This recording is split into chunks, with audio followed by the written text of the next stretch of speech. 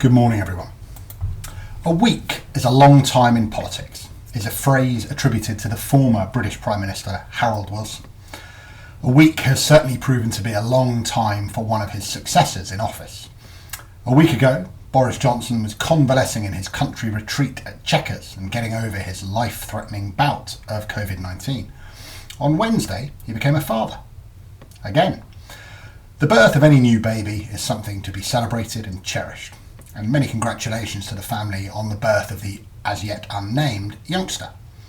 I then started thinking about birthdays, what they mean and how we celebrate them. In one of my previous jobs, I used to have breakfast with a small group of friends every day and spend a little bit of time over a bacon sandwich reading out the list of famous people's birthday in the Times and asking people to guess the age of the person. It provided a little light entertainment of a morning and showed which of my friends was tapped into the zeitgeist. Zeitgeist is a great word.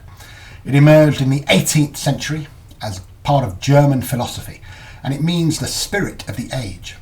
It was originally used to refer to an invisible force dominating world events.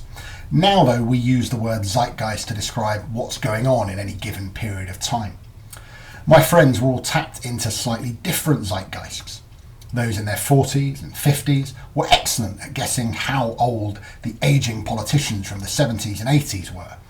Those friends who were in their 20s or 30s were impressive on the more recent examples of celebrity culture who had found their way into the Times lists of those people who mattered. We would often say, "Good day," when there were a lot of reasonably famous people in a list who we might know, and bad day when there were only 2 or 3 relatively obscure D or E-list celebs who made the list. I've recently started playing the game with the same group of friends on WhatsApp. I send a morning message of the list of celebs and an evening list with the answers. So don't tell me I don't know how to have fun in the lockdown. The new Johnson Simmons baby shares his birthday with a number of famous people. Andre Agassi, the former #1 tennis player in the world, was 50 on Wednesday. Oscar-winning actor Daniel Day-Lewis was 63, and Phil Tufnell, the former England cricketer, was 54. People are always pretty interested in who they share a birthday with, and I've never really been able to understand why. It doesn't make much difference to them, does it? Sharing a birthday doesn't mean you share any of the characteristics or habits with anyone else born on that day. Indeed, it's somewhat as absurd as the whole astrology thing. The notion that everyone born on the same day or even under the same sign of the zodiac might be able to predict what is going to happen to them as a result of when they were born has always seemed to me to be utter poppycock. However, like most other people, I do take an interest in who I share a birthday with, largely so I can feel a little bit inadequate by way of comparison. I share a birthday, though I hasten to add not a birth year, with Dwayne "The Rock" Johnson, seemingly a really nice guy, and the highest paid actor in the world last year. Joining us for our birthday party is David Beckham, great footballer, nice guy, good dad, and so on.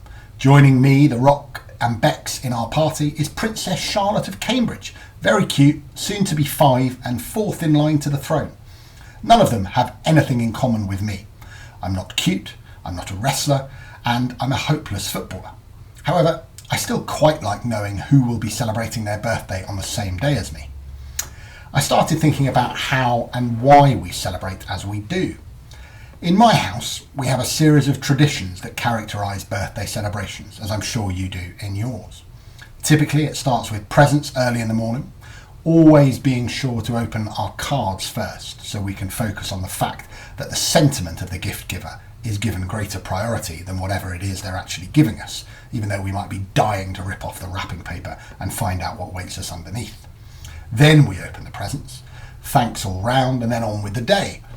After the work day is done, then it's usually a nice supper out, or, in lockdown, I'm sure, a takeaway. Whoever's birthday it is gets to choose what we have, and it's usually in my house a curry. After that, a cake with candles and the song. And it's always the choice of the birthday boy or birthday girl. So for me, it's always lemon drizzle, which is the superior cake. I reckon, broadly speaking, my house is probably quite similar to the other families in Britain, when we celebrate the day we were born. In historical terms, though, birthdays haven't always been celebrated with presents, curries and cakes. The Bible has only one mention of a birthday, that of an Egyptian pharaoh in Genesis. Pharaoh throws a feast for his household, which is good of him. At a roughly similar historical period, we hear from Herodotus, the Greek historian of the 5th century BC, that the ancient Persians really went wild on their birthdays. Herodotus says that the richer Persians caused an ox, a horse, a camel and an ass to be baked whole and so served to them. The poorer classes use instead the smaller kinds of cattle. They must have been really hungry, as some of them could, quite literally, eat a horse. Ancient Romans also knew how to have a party, with the playwright Plautus having one of his characters say, "Today is my birthday, and you all should celebrate it with me. Put the ham, pork rind, innards and sow's teats in the water. Can you hear me?" Sounds tasty.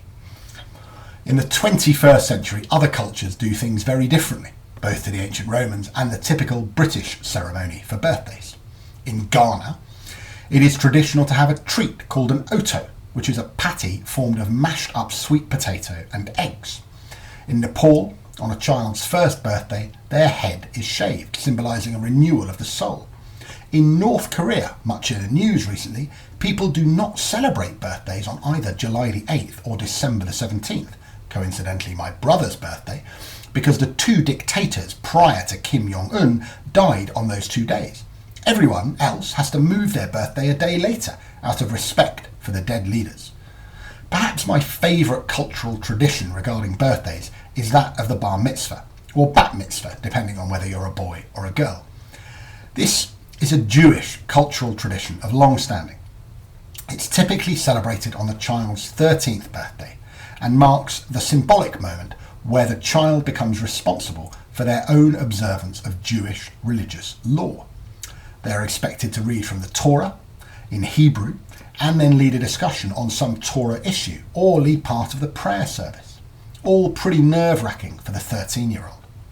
When I was last in Jerusalem, a few years ago now, I saw a number of young people celebrating their bar mitzvah at the Western Wall, surrounded by their family and having a wonderful time, in a setting rich with historic resonance.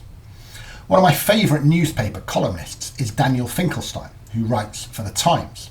He's a member of the House of Lords and occasionally pops up on the radio show The News Quiz, where he tends to blow everyone else off the airwaves with his wit and erudition. Last week he tweeted about his youngest son Isaac's bar mitzvah, which couldn't happen in the traditional way because of the lockdown and as such happened online. He swiftly christened it a Zoom mitzvah. It was far from typical and for many more Orthodox Jews wouldn't have passed muster from a ceremonial perspective.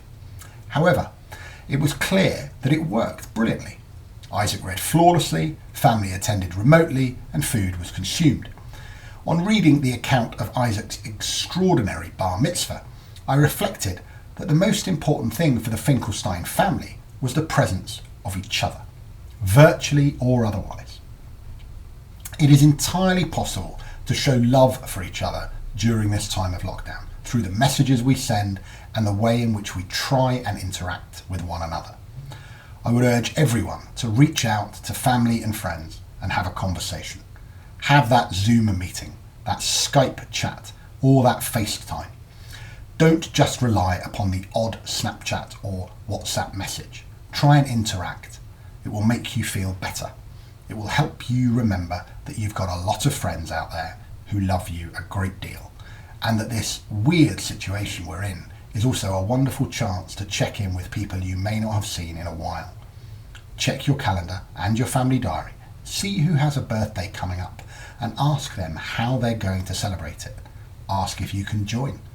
When you've spent that time with those friends and with your family, then you may consider saying the following prayer.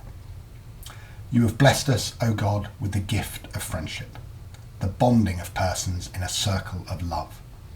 We thank you for such a blessing, for friends who love us, who share our sorrows, who laugh with us in celebration, who bear our pain, who need us as we need them, who weep as we weep, who hold us when words fail, and who give us the freedom to be ourselves.